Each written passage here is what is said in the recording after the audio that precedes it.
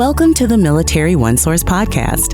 Military OneSource is an official program of the Defense Department with tools, information, and resources to help families navigate all aspects of military life. For more information, visit MilitaryOneSource.mil. Today we're going to talk about the Estate Information Packet Checklist. This is a document which is on Military OneSource, and we'll provide a link in the program notes. This is a really meaningful and an important document, and we're going to talk about it in some detail, but this is a document that can bring you peace of mind and eliminate stress for your loved ones, whether you're a service member, a military spouse, veteran, retiree. This checklist can be a guide for you. So let's have that conversation. I'm Bruce Moody, and I'm joined today by my colleague, Lisa Valentine. And Lisa is program manager for the Casualty, Mortuary Affairs, and Military Funeral Honors program. Lisa, thank you so much for joining us today. And thank you, Bruce, for having me, especially to talk about this very important topic, which is making sure that your affairs are in order, because we unfortunately know that part of life is death, and it's not something that we want to talk about or think about, but it is important to make it, I think, easier for our family members to know what are our wishes, because if we keep them to ourselves, they don't know and they can't be carried out. But also, too, what are the assets that you have? Where do you want them to go? What kind of actions does your family members need to take? And so if you use our checklist, you can make it and tailor it to your own. It's a very wonderful product that we have, a Military OneSource. It doesn't cost you anything, but it can really make a difference and provide that roadmap for your surviving family members to take care of things, take the stress away, and just go step by step. Right, and we're going to talk to that. When a person passes away, there's really two things that are happening. There's the grief, and then there's also, unfortunately, the mad scramble to account for all of the accounts and the documents. And this document really helps people to make sense of all of that. It eliminates the stress. It's almost a full accounting of a person's documentary life, so that the family can really focus on the grieving and not looking for, say, the password to an email account or something like that. And so let's talk through this document. And so Lisa and I are sitting at a desk, and we're looking at my laptop. We've got MilitaryOneSource.mil open, and we're at this checklist. And so this is a 13-page checklist. And it just goes through everything. And Lisa, maybe you can help us. It begins with a section that reads, notify immediately upon death. And this is important. What we did is we tailored this checklist where if you're a military retiree, or if you're a service member, or if maybe you're a military retiree like myself. I served in the Army for 23 years, but I'm also a civilian employee. And, God forbid that I should die while I'm serving as a civilian employee. Who all does my husband, who's my primary next of kin, who would he have to notify? So it talks, for example, that he would need to notify the Defense Casualty Accounting Office. And that's important so that my retirement check stops, so that he won't have to pay money back. And as a civilian employee, of course, he would have to notify my boss, and that kind of thing. But also, too, the Social Security Administration needs to be notified, and that's for all deaths. And being that I'm a veteran, of course, the Veterans Administration. And by making these notifications to the appropriate offices, then it can help your survivors to be able to get those benefits that they're so entitled, and also to ensure that you get those burial benefits so that it doesn't put a burden on your estate, and also to the family members. Yeah, I really can't overstate this. The amount of information that you can put into this document, and it's not an all or nothing thing, but it is amazingly comprehensive.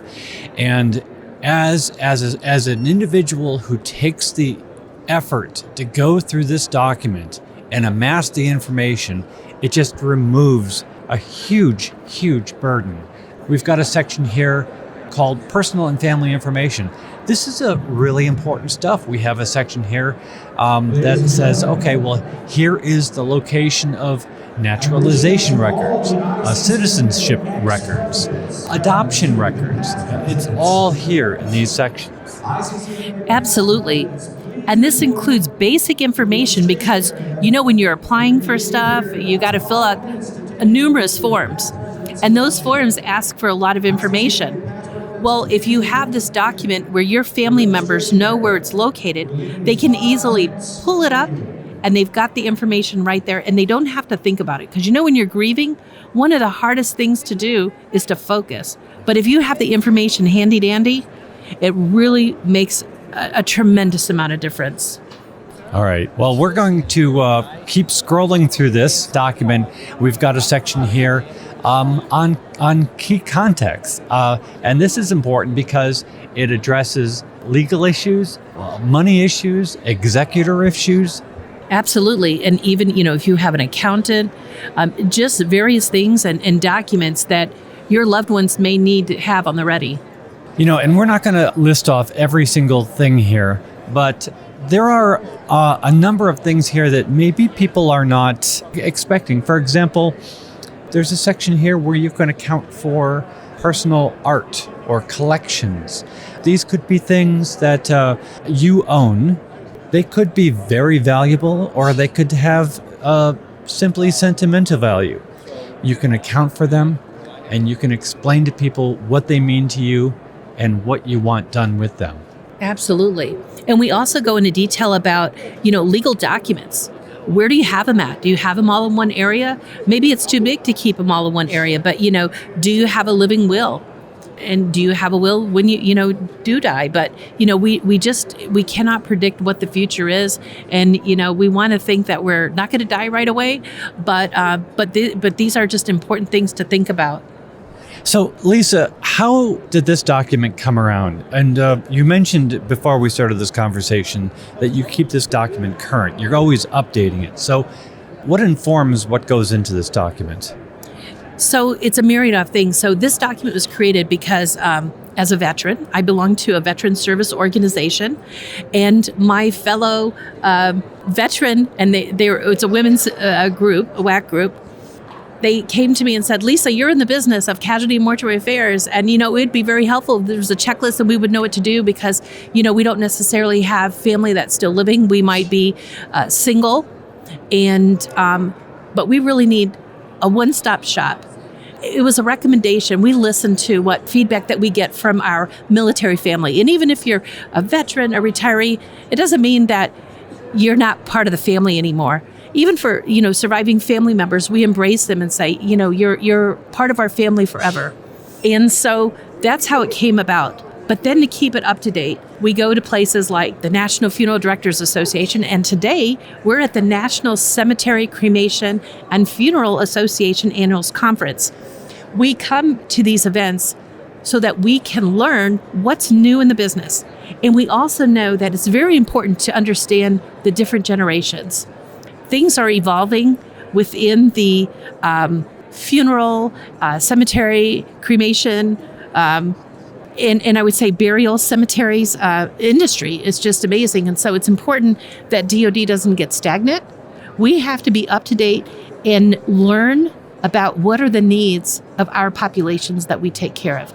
And it's important for us to also be aware of the different generations and what their needs and desires are. So we got to keep up to date.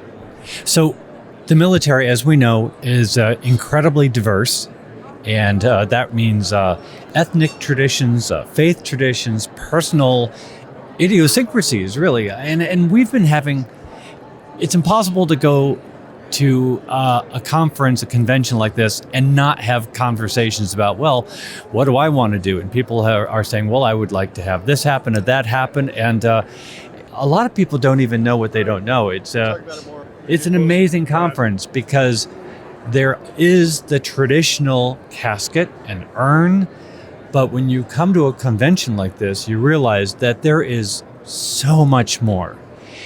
And the point, as it relates, I think, to this document, is to say, when a person dies, you automatically default to the traditional image of a funeral service, of a cemetery.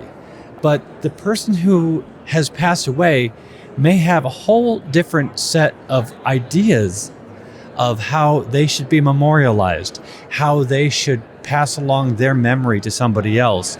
And this document can capture that and give them a sense of direction on what to do. Absolutely. I tell you that being at this conference, it also reminds me of things that, I need to make sure that I tell my family or just inform others about what is out there, what is available. And, and maybe one doesn't want the traditional funeral and so forth. They want to have a celebration of life. And what does that look like? In the conversations we've been having over the last couple of days, whether it's traditional, whether it's eclectic and modern, I think more than anything else, getting it right. Doing what the individual had hoped for, and knowing that you've gotten it right is a source of incredible peace. Would you talk to that? Absolutely. It kind of goes back to, how do you want to be remembered? And how do you want to be memorialized? What is the dash? Because we have on our headstone, if we even have a headstone, because, there's green, maybe you're into the green and you don't want to have a headstone and be marked and that kind of a thing.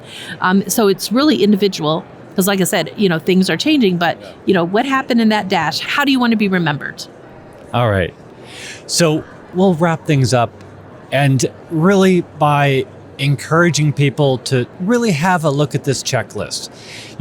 It's got to be a great conversation starter. I mean, honestly, the things that are covered in this checklist could make for some really interesting conversation an evening at the dinner table. Absolutely. And so it's very important to make sure that your affairs in order. And we hope that this product that we have on Military OneSource can be helpful to you and to others. And we're always seeking for new ideas. So if there's any ways that we can improve it, submit your ideas to the Military OneSource website. We're always interested. Absolutely. Lisa Valentine, thank you so much for joining. We're going to put a link in the program notes. And, it's conversations like this. And, I'll just wrap up by saying, of course, Military OneSource, we are an official resource of the Department of Defense. And we have a ton of resources and articles for military families to help them navigate military life. And that's why we want people to subscribe to this podcast, because we do touch on so many different topics. And so please subscribe so that you can get the most out of what Military OneSource has to offer you. So thanks for listening. I'm Bruce Moody. Take care. Bye-bye.